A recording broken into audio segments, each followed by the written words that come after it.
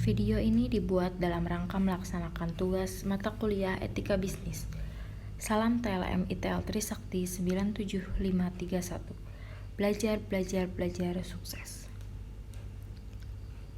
Pengambilan keputusan yang etis dalam konteks personal dan profesional. Pengertian etika. Etika dalam bahasa Yunani kuno etikos berarti timbul dari kebiasaan. Adalah cabang utama filsafat yang mempelajari nilai atau kualitas yang menjadi studi mengenai standar dan penilaian moral.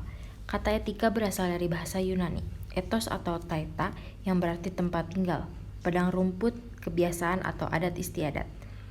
Oleh filsuf Yunani Aristoteles, etika digunakan untuk menunjukkan filsafat moral yang menjelaskan fakta moral tentang nilai dan norma, perintah, tindakan, kebijakan, dan suara hati. Etika mencakup analisis dan penerapan konsep seperti benar, salah, baik, buruk, dan tanggung jawab pada pengertian yang paling dasar. Etika adalah sistem nilai pribadi yang digunakan memutuskan apa yang benar atau apa yang paling tepat dalam suatu situasi tertentu. Memutuskan apa yang konsisten dengan sistem nilai yang ada dalam organisasi dan diri pribadi.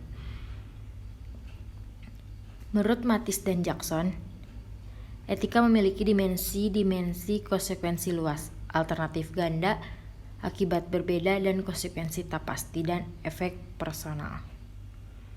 1. Konsekuensi luas. Konsekuensi luas adalah keputusan etika membawa konsekuensi yang luas. 2. Alternatif ganda. Beragam alternatif sering terjadi pada situasi pengambilan keputusan dengan jalur di luar aturan. 3. Akibat berbeda. Keputusan-keputusan dengan dimensi etika bisa menghasilkan akibat yang berbeda, yaitu positif dan negatif. 4. Ketidakpastian konsekuensi. Konsekuensi keputusan-keputusan bernuansa etika sering tidak diketahui secara tepat. 5. Efek personal. Keputusan-keputusan etika sering mempengaruhi kehidupan karyawan dan keluarganya. Misalnya, pemecatan terhadap karyawan di samping membuat sedih si karyawan juga akan membuat susah keluarganya. Etika pengambilan keputusan. Seseorang pemimpin dalam mengambil keputusan mengacu pada prinsip-prinsip berikut. 1. Autonomi. Isu ini berkaitan dengan keputusan Anda melakukan eksploitasi terhadap orang lain dan mempengaruhi kebebasan mereka. 2. Non-maleficence. Kebutuhan bisnis pada umumnya menguntungkan bagi beberapa pihak, namun tidak bagi beberapa pihak lain. Maka ketika seseorang memimpin, mengambil keputusan harus mementingkan semua pihak agar tidak menyimpang. Ketiga, beneficent. Apakah keputusan yang Anda ambil benar-benar membawa manfaat? Manfaat yang Anda ambil melalui keputusan harus dapat menjadi solusi bagi masalah dan merupakan solusi terbaik yang bisa diambil. 3. Justice. Proses pengambilan keputusan mempertimbangkan faktor keadilan dan termasuk implementasinya. Di dunia ini memang sulit untuk menciptakan keadilan yang sempurna.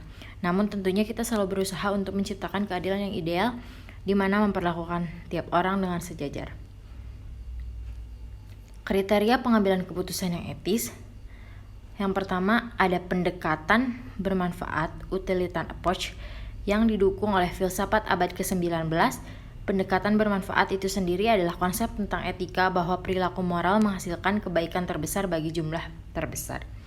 2. Pendekatan individualisme adalah konsep tentang etika bahwa suatu tindakan dianggap pantas ketika tindakan tersebut mengusung kepentingan terbaik jangka panjang seorang individu.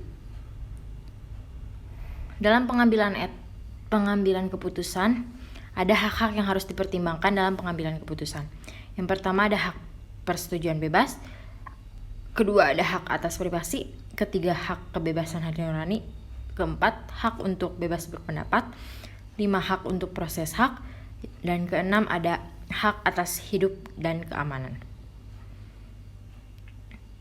Teori pengambilan keputusan dalam hal etik dan moral. Yang pertama ada teori utilitarisme. Tindakan dimaksudkan untuk memberikan kebahagiaan atau kepuasan yang maksimal. 2. Ada teori deontologi. Tindakan berlaku umum dan wajib dilakukan dalam situasi norma karena menghargai norma yang berlaku. Misal, kewajiban melakukan pelayanan prima kepada semua orang secara objektif. Yang ketiga, teori hedonisme. Berdasarkan alasan kepuasan yang ditimbulkannya. Contohnya mencari kesenangan, menghindari ketidaksenangan. Yang keempat, teori hedonisme, tujuan akhir untuk kebahagiaan.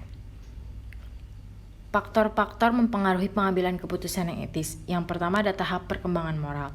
Tahap ini merupakan suatu tahap penilaian atau assessment dari kapasitas seseorang untuk menimbang-nimbang apakah secara moral benar. Makin tinggi perkembangan moral seseorang, berarti makin kurang ketergantungannya pada pengaruh-pengaruh luar, sehingga ia makin cenderung berperilaku etis. Yang kedua, ada lingkungan organisasi. Dalam lingkungan organisasi merujuk pada persepsi karyawan, mengenal pengharapan atau ekspektasi organisasional. Apakah organisasi itu mendorong dan mendukung perilaku etis dengan memberi ganjaran atau menghalangi perilaku tak etis dengan memberikan hukuman atau sanksi. Yang ketiga ada tempat kedudukan kendali. Tidak lepas dengan struktur organisasi, pada umumnya individu yang memiliki moral kuat akan jauh lebih kecil kemungkinannya untuk mengambil keputusan yang tak etis. Namun, mereka dikendalai oleh lingkungan. Organisasi sebagai tempat kedudukannya yang sedikit banyak tidak menyukai pengambilan keputusan yang etis. Ada kemungkinan individu yang telah mempunyai moral yang kuat pun dapat tercemari oleh suatu lingkungan organisasi sebagai tempat kedudukannya yang mengizinkan atau mendorong praktek pengambilan keputusan yang tak etis. Langkah-langkah pengambilan keputusan yang etis. Yang pertama ada menentukan fakta-fakta. Kedua, mengidentifikasi para pemegang kepentingan dan mempertimbangkan situasi dari sudut pandang mereka. Yang ketiga, mempertimbangkan alternatif-alternatif yang tersedia, juga disebut dengan imajinasi moral. Yang keempat, mempertimbangkan bagaimana sebuah keputusan dapat mempengaruhi para pemegang kepentingan. Membandingkan dan mempertimbangkan alternatif-alternatif berdasarkan konsekuensi, kewajiban, hak, prinsip, dampak bagi integritas dan karakter pribadi. Yang kelima, membuat sebuah keputusan. Dan yang terakhir ada memantau hasil. Mungkin cukup sekian pemaparan dari saya. Benar salahnya saya minta maaf. Cukup sekian dan terima kasih.